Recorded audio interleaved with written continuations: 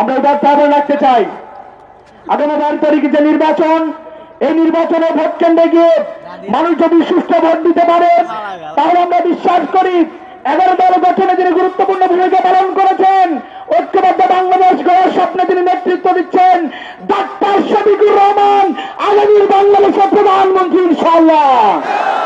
সম্মানিত উপস্থিতি, আমাদের যিনি প্রার্থী একজন সজ্জন, সৎ এবং যোগ্যতা সম্পন্ন ব্যক্তি।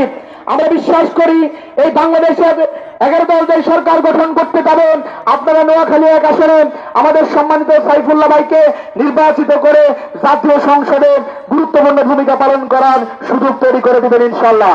পরিশেষে শুধু এতটুকু বলতে চাই, যারা মনে করছে জামাত ইসলামী ক্ষমতায় গেলে সরকার গঠন করলে রাষ্ট্র কিভাবে পরিচালিত হবে, আমরা বলতে চাই জামাত ইসলামী ক্ষমতা যাওয়ার পরে রাষ্ট্র কিভাবে পরিচালিত হবে সেই এজেন্ডা জামাত ইসলামীর কাছে আছে।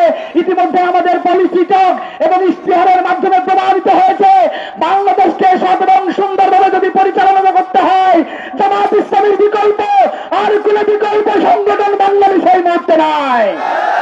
সম্মানিত ভাইরা, আমরা বলতে চাই যে আজকে যাদের মন খারাপ তাদের উদ্দেশ্যে আমাদের স্লোগান শুধু এতটুকুই বলতে চাই, ইনকিলাব ইনকিলাব ইনকিলাব ইনকিলাব, দিল্লি না ঢাকা, দিল্লি না ঢাকা, মার্কা বাকি জোরছে বলেন, জোর হলো না, সবার মার্কা দাঁড়িয়ে পাল্লা ইনশাআল্লাহ।